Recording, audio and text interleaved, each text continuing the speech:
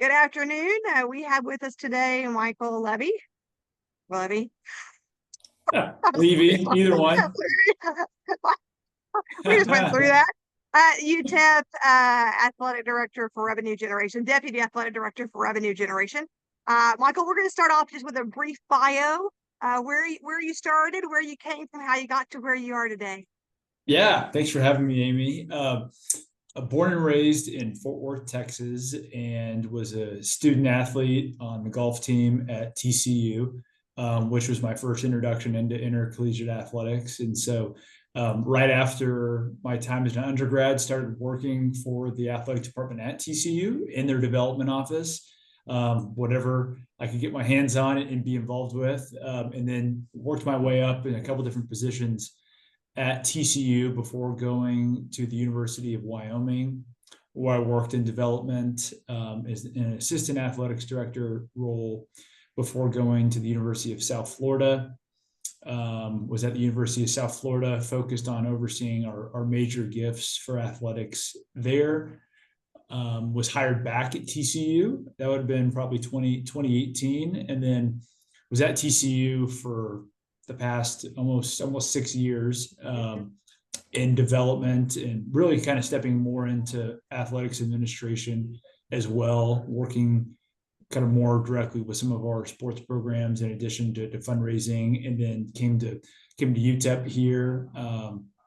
March 1st was day one, so still under 3 months here, overseeing revenue generation, which encompasses fundraising, ticket sales and service, as well as this beautiful new world of name, image, and likeness, NIL, and what UTEP's role is with that, in addition to serving on executive team for the athletics department, and being the sport administrator for our men's, women's golf programs.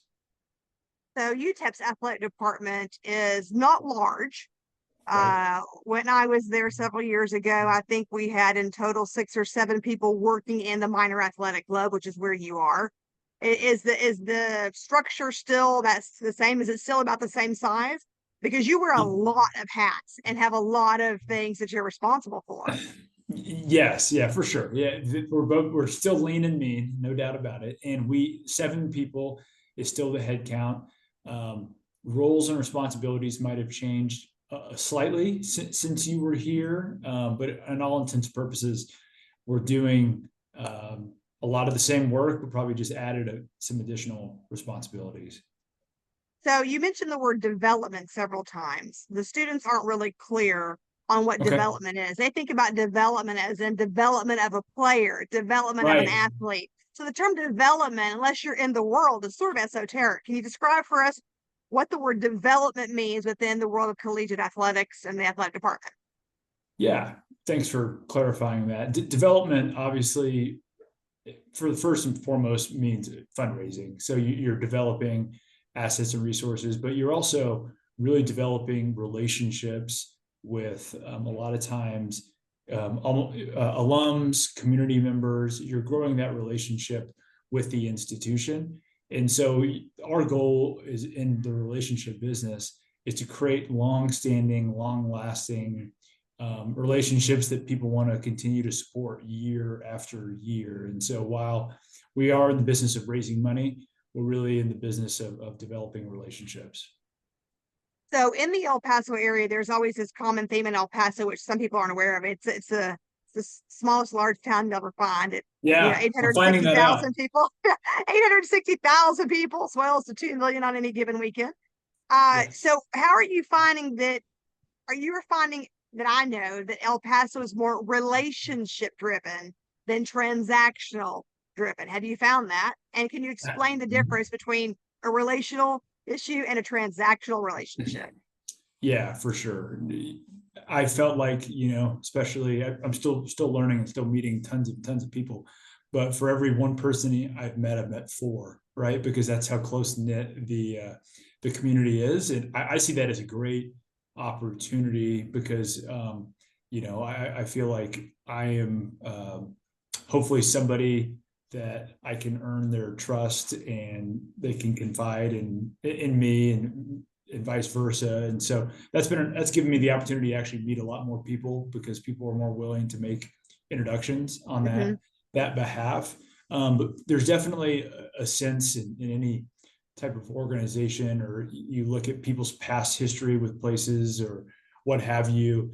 And, these people have always heard the new person coming in selling this bold vision and this grand vision for where UTEP athletics is going. And I think making it more about what are they trying to accomplish, right? What do they want their relationship? How's it been? How can I, being new and fresh, Mhm.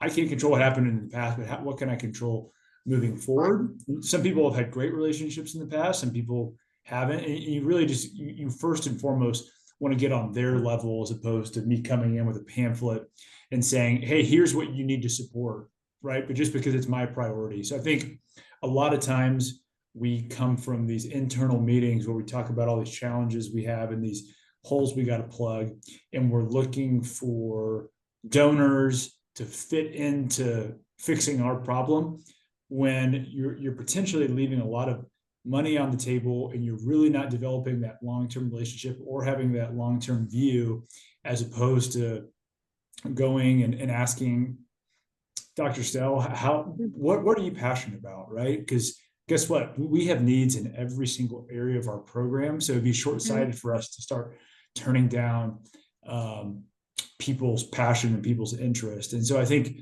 that's what I kind of always charge our team to do is be prepared for the short term, but think long term. Mhm. So what is a transactional relationship? This is something that they're learning about, a transactional Oh yeah, relationship. yeah, for sure. And probably the athletics is probably the best way to describe transactional versus philanthropic. So we clearly, one thing that's different from athletics development or athletics fundraising than maybe main campus institutional advancement, is that we also provide the access to tickets and parking at our sporting events. And so if I come to the minor athletic club and say, hey, I want better football tickets, right? What do I need to do? Well, you probably need to give more money. Well, their main drive for giving more money is to get a better seat. So the quid pro quo is a very transactional relationship. Um, Somebody that's maybe, and so I would say the majority of our first time donors start off in a very transactional relationship, right? Maybe they're young in their career, Mhm. they're new to the community. We provide an entertainment value, right, for the area, and they say, hey, I want tickets to the game. I want better tickets to the game. Our job as good development officers is to grow that relationship from transactional to philanthropic. And so we want people to be season ticket holders. We need that Mhm. transactional relationship. We need to maximize all of our transactional buckets, right? But then we need to cultivate that relationship to have them grow and give above and beyond from the transactional perspective. And so that's the one big focus that we're having here, is creating programs um, to drive more philanthropic giving. And I think we're excited about some of the stuff that we're going to hopefully roll out by the start of the year. So the reason I make that distinction is because living in El Paso and having worked for the minor athletic club, I knew that the community, it's one degree of separation between you and somebody else. You meet someone's brother, you've met their cousin, their aunt, their uncle, and that's the introductions that you're talking about.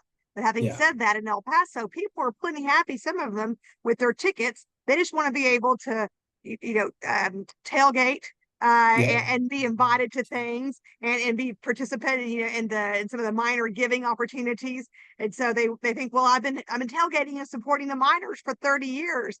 And there does have to be some at this stage of the game, some quid pro quo, as you put it, in order to move that relationship along. So thank you for explaining that. I want to kindly move into fundraising for a bit, because obviously as development officers, our job is to raise funds. And there are many avenues for you to raise funds for the university, no matter what university you're at. Can you tell us some of the ways that you have fundraised over the last 10 years of your career? Yeah. Like most fundraisers, got started more in the annual giving, the annual fund.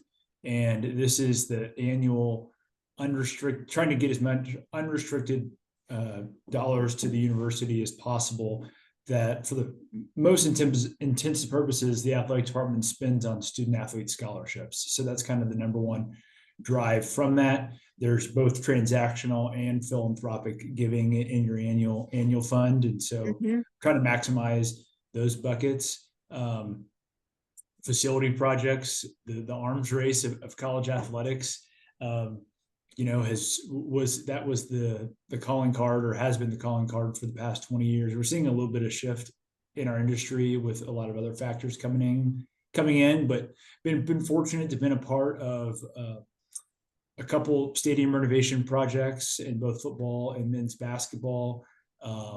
Been a part of a project for an indoor practice facility for football, new human performance center weight room, and we're actually working on a football locker room project here at UTEP right now. So facilities, an area that we don't operate as much in athletics that I think we should, if we were thinking long term, which is hard to do, is in endowments, right? Creating Mm-hmm. sustainable revenue streams for our department moving forward. I think anybody that is at an institution that has an endowment, or a heavy endowment, or some type of endowment that's Mm-hmm. feeding their budget every year, is very thankful for that. And so I'm very much about paying it forward and trying to think about how can a donor make that type of lifetime impact on an organization. And so we haven't asked anybody to do that here yet, but some of our conversations are leaning more to that, especially as the rising cost of business continues to hit us every single day. It seems like being able to attack this through an endowment is probably a wise decision, as opposed to just trying to raise the money every single year before you go spend it again. So one of the events that we did, or that was in the works when I left in 2020, 21, 22, was the gala. They have a gala like at Yes. the Yep. zoo, where it's not only an event, but it's a fundraising event as well. As you know, your donors come and enjoy a night at the zoo, but then they also wind up taking the opportunity to have it be a fundraiser. Is that still one of the events that UTEP is doing? Yes. Yeah. I should have mentioned event-based fundraising, which is kind of the last avenue that we have for that. And so, yes, we have what's called Orange Fever Fiesta, which is a live and silent auction Mm-hmm. event. People purchase tables, and it's a whole event. We had it this past earlier this month, and Oh, that's been a yeah. That was at Centennial Plaza here on campus. Fortunately, we had nice weather, but oh, uh, wow. What a coup that was to be able to do it at Centennial Plaza. yeah, How awesome. yeah, Oh, we pulled it off. Genevieve somehow did her dance, and made sure that the weather and wind cooperated, and it was a beautiful evening. But I think that event has um, moved around over mhm, the course of the years. That's the second year in a row at Centennial Plaza. I think we're gonna mhm. look to do, maybe bring back to the Don Haskins next year. But that's a big event. I mean, that event this year brought in about $300,000 for our annual fund, which is a big deal. And then we also do a few golf tournaments, most specifically what's called the Minor Masters, which is a fundraiser specifically for our men's golf team. Mhm. That's held at El Paso Country Club, and that's been a long-standing event. We did a similar type of event for our women's golf program. Um, so yeah, there's a variety of different ways we try to get folks engaged and raise So money. let's kind of get them, if you can, the nuts and bolts of fundraising. When you determine that you want to do Orange Fever Fiesta, do you have a team that's helping you do that? Is it just so it's just easy to do every year, or are there hoops that have to be jumped through, with your business department, with your facilities people? How is it that you secure Centennial Plaza, which was off limits when I was there? Which is why we had it at the zoo. But how is it that you go about creating this fundraiser that will benefit not only the community, but also acts as it's an event, but it's also a fundraising event. How did you go about putting this whole thing together? Yeah, good question. It's an all hands on deck operation. We have somebody on our team that is the director of events and stewardship, but that doesn't mean it's, they're the only person operating this. And so usually what that starts is right now, right? We're almost a year away. We start picking the date. We have a couple internal processes to get that secured. One, really kind of getting a quote and getting a vision for what that event could look like. Running that through our athletics director, right, to get his blessing. We also have external committee for Orange Fever Fiesta that's comprised of some key influential donors, right, to get their feedback. And is this something that the community would receive well? Would you help support this? Would you help spread the word? Because at that type of event, you're only as good as the room that you have, right? So you're getting their buy-in, and then checking all the calendars, right? Checking the social calendars in the city, because you don't want to interfere with something going on at the country club, right? And then when it comes to actually putting together the event, securing auction items, that's every development officer and every staff members involved in that.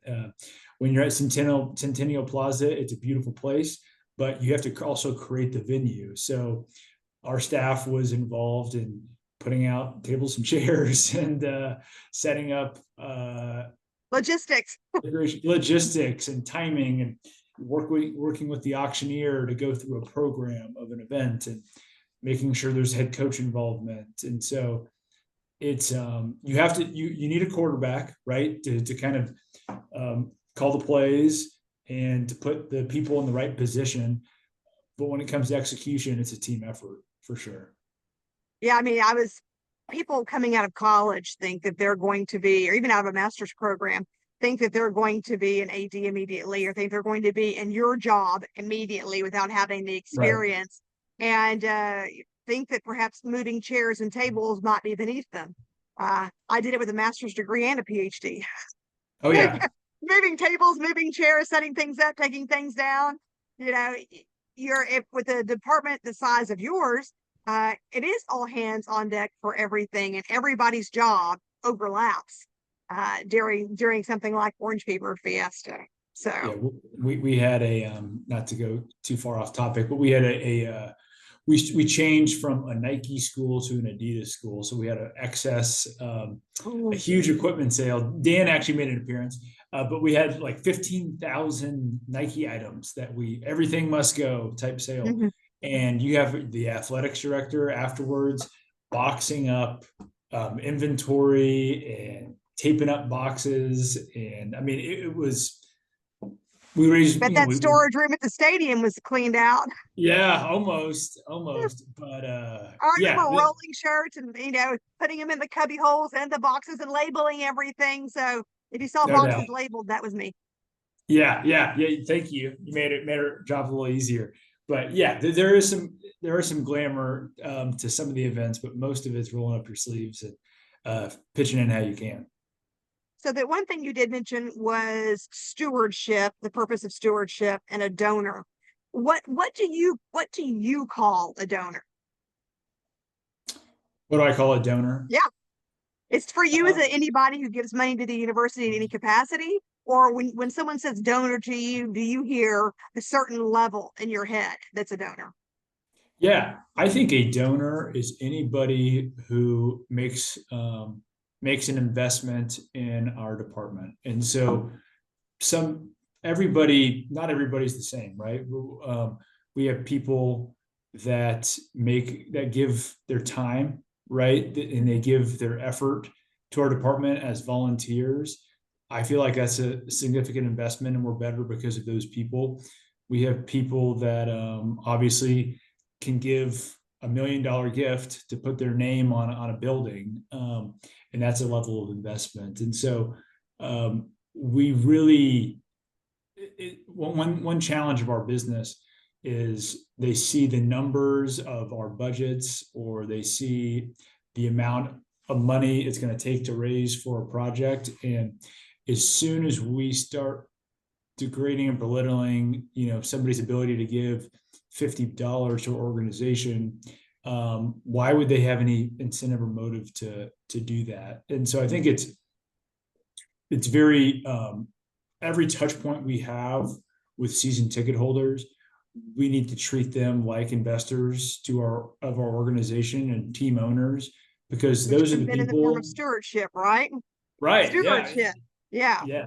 Yeah, exactly. Because those are the people that if they feel that UTEP cared for them when they didn't have money, then all of a sudden they go win the lottery. They're more likely to want to go give some of their newfound wealth to our organization.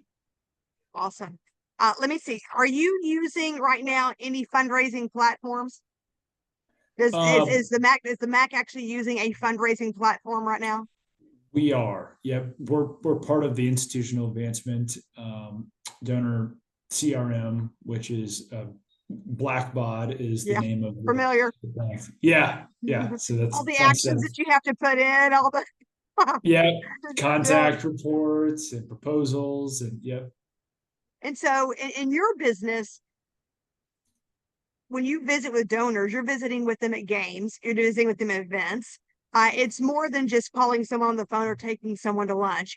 Your business is being visible, is it not, in the community? Absolutely. That's when your best fundraising is done. It's hard as time goes on. I feel like it is harder and harder to get in front of somebody by a cold call or an email. And so being visible in the community, being visible at sporting events, and having that personal interaction face to face is invaluable. So yes, we're going to do all the things we need to do and reach out to folks to the traditional ways.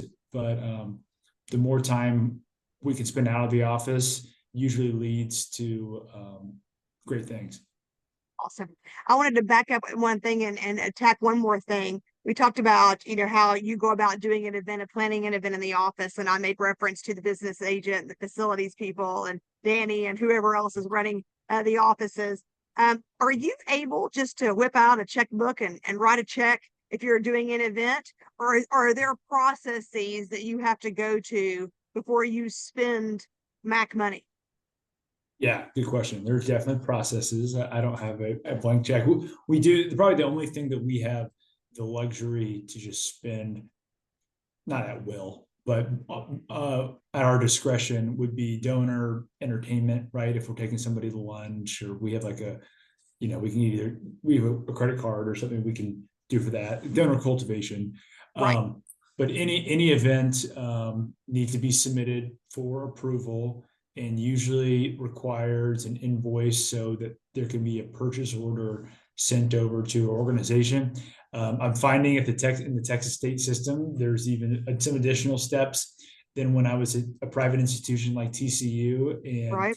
most any restaurant or anybody that's receiving a payment from UTEP needs to be a vendor with the Mhm. school or the system.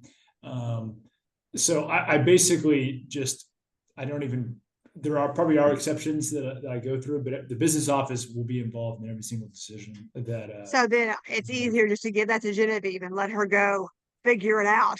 yeah. Like what do I do? Yeah, Yeah, what do for you sure. do? Just give it to her. She'll take care of it. Hey, I'm And going on my first since I've been here trip like to go see donors in uh-huh. Dallas.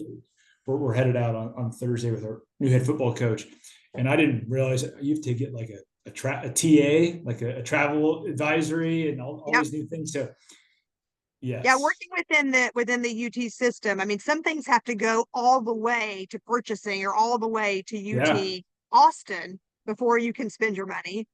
Then you have to do your travel request and you have to have everything signed off and it's not just like doing a trip. There are steps and yeah, procedures in place for you to be successful. Let me check my list to make sure that I got yeah, for everything that I sure. wanted to ask you about fundraising. Uh, have you found that doing a fundraiser at UTEP, like the Orange Fever Fiesta, is similar to events that you did in Wyoming or at TCU? Or are there things that you learned on those campuses that you think could be incorporated as an event for UTEP and why?